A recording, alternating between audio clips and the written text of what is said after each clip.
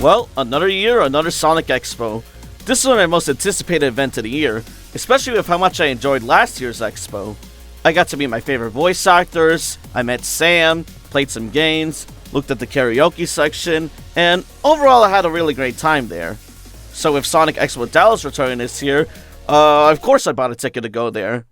At least for Saturday, plus a concert ticket, because that's all I can afford really. For this expo, I'm accompanied by my friends Rena and Copycat. The journey started off with a trip to Griff's, because you can't go to a con on an empty stomach. There was an option to get a chili dog there, but I don't really like chili dogs to be honest, despite being a Sonic fan, so I just got a plain dog instead. Afterwards, we made it to the Mesquite Convention Center, where the expo is being held, and here's my copy of the Sonic OVA DVD for no particular reason. It's so cool seeing E3 finally make a return this year.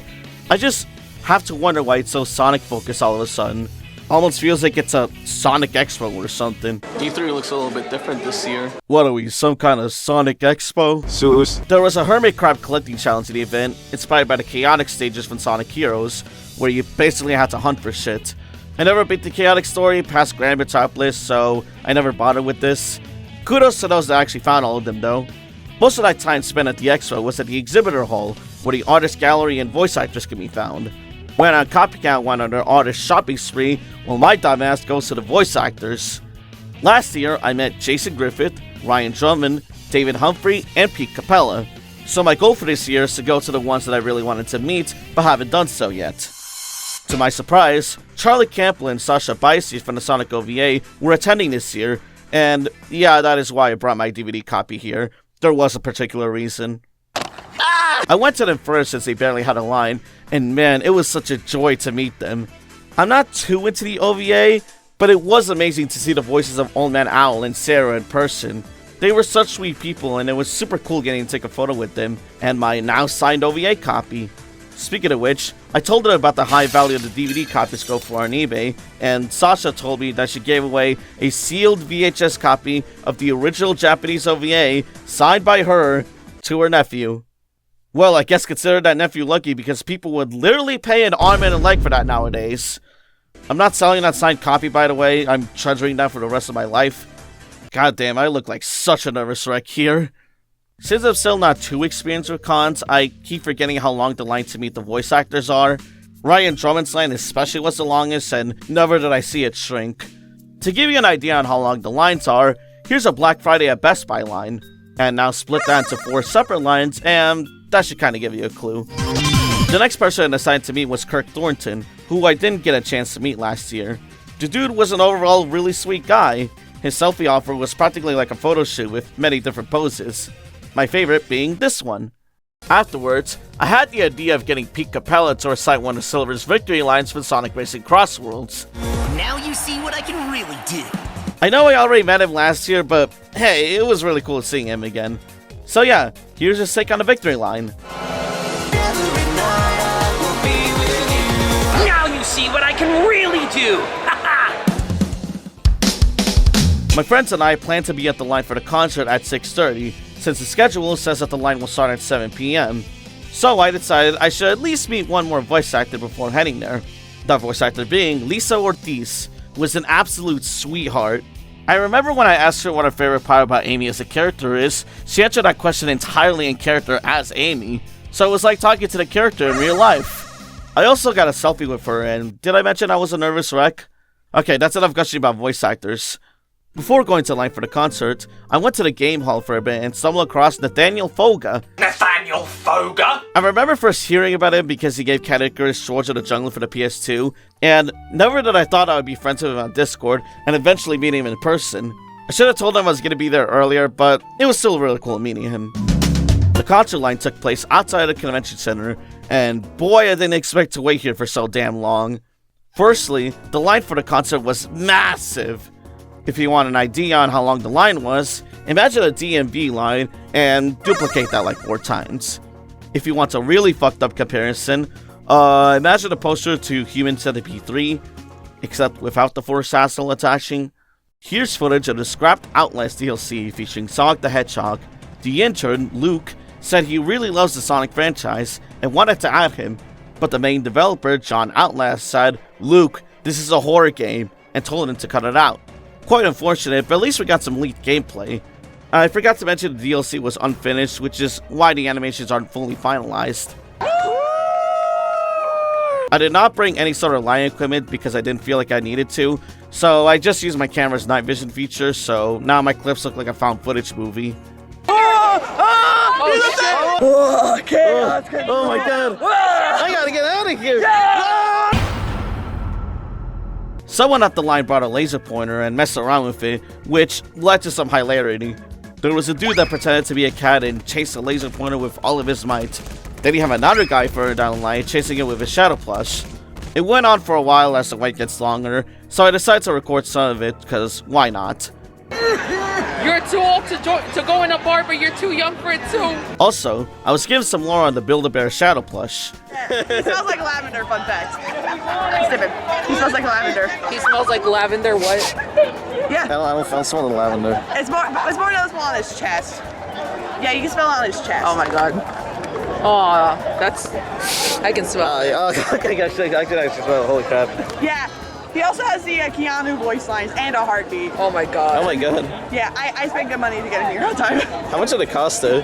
The plush itself, like by itself, was like $38, which is reasonable.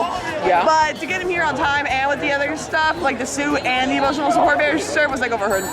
Oh my lord. Despite the schedule saying that the concert will start at 8, the line didn't start moving until around an hour later.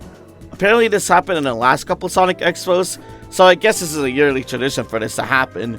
Once the line started moving, the person with the Build-A-Bear Shadow plush showed us a drawing they made of Shadow doing a handstand with realistic body proportions. I don't have any footage or a picture of it, so here's my artist rendition of it. Also, if the laser pointer lady and the Build-A-Bear lady with the shadow hairline is watching this, hi. Even after getting to the main stage, there was still some time to wait to be fully set up, but that's okay, because there's still some background music to jam to while I swing my camcorder back and forth like a dumbass. Look at this dork-ass supersonic thingy, he's all cool and shit, and wait, is that the Burger Man statue? Look at all these people excited to see the concert, and wait, is that Neo Metal Sonic? The lineup for the concert is TJ Davis and Mark Bowden, Bentley Jones, and Johnny Gioeli of Crush 40, accompanied by Joshua Taipal as a guitarist. TJ Davis sang her heart out with her set, and it was really awesome to hear the Sonic R classics live. I don't care how many 2010 reviewers make fun of the soundtrack, these songs still slap.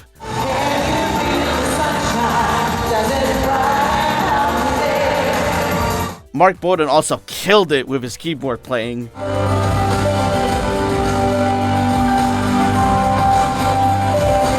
She also performed a song from Metropolis Street Racer, which I honestly never heard of until now.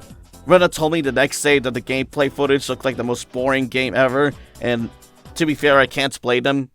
I realized after recording 4 full songs that my camera doesn't have enough battery to last the whole set. So after a bit, I just decided to record small chunks until my camera decides not to anymore. Also, as a curveball, TJ Davis also sang a Sonic Frontiers melody in there, with songs like I Am Here.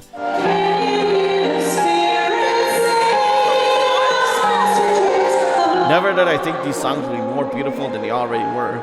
Next up is Bentley Jones, which started off with a dude in a Hawaiian shirt saying that Bentley has sadly lost his voice. Man, that is really unfortunate news. It would have been nice to hear him sing. Maybe he's not here to perform. Oh shit, he's here! Okay, that was a pretty funny surprise. He didn't really lose his voice though, so this set was mainly a sing-along, but I do appreciate him being there for the fans. Because of this, Bentley's set was much shorter than the rest, but it was still a blast. It starts out with covers of Eggman and City Escape for Sonic Adventure 2. City Escape in particular being sung in a smoother, slower tempo, so of course I'll swing my camera side to side again like a dumbass. This set ends with the big one, the one that's been teased to the beginning, Dreams of an Absolution. With Pete Capella on stage, I totally forgot to mention that in the script. And I have to say, as a straight cis male, I sang my heart out to this song. It was such a thrill getting to hear this live. You can tell how much I was getting into it with how shaky the camera was, and how I literally got out of frame for a couple of seconds. This is why I can never be a cameraman. There was also a big trans flag waving at the audience, which is awesome. Rena was absolutely in tears after Bentley ended his set, and I remember afterwards they said they want to achieve Bentley's look someday, and honestly, I'm in full support of that. The next and final set was Johnny Guelli and Joshua Taipao, and before the set started, Johnny started an auction to determine who would get up stage with him to perform What I'm Made Of. Unfortunately for my broadcast, the bid started at $100, so I can't do jack. This auction went on for a while, until a guy referred to as Birdman won the bid for $2,000, holy shit. But yeah, Johnny was fucking awesome on stage. He's got a ton of energy, and you can really tell that he still loves performing these songs. He played the usual heavy hitters like Open Your Heart, His World, and All Hell Shadow. His World kinda threw me off a bit because I'm so used to hearing the original and Zebrahead versions that I forgot the Crush 40 mix has a very different melody. So I ended up fixing that for myself, and now I'm completely obsessed with the Crush 40 version. In this world, where compromise does not exist. In this world of worlds, every step leads to rest. Joshua Taipao was also great as the guitarist, just casually shredding with each guitar he played there. Johnny and Joshua threw in some real curveballs in his set, like the Sonic 10 AM opening, Persona 3's opening, and the fucking Pokemon theme song.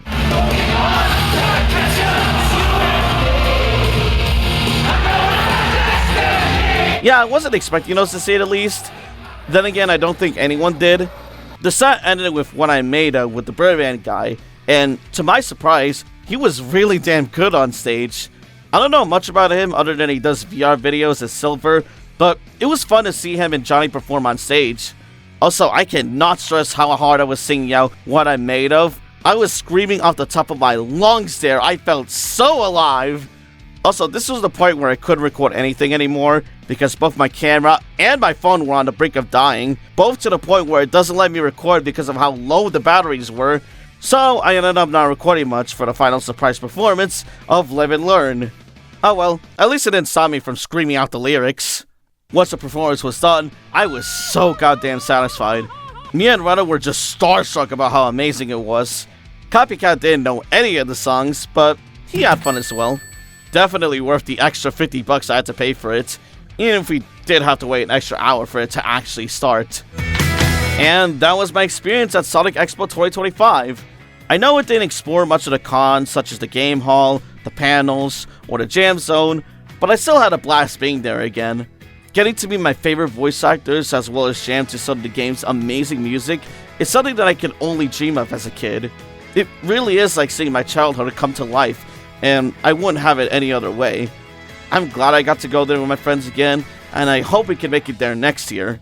Needless to say, it's a great time to be a Sonic fan.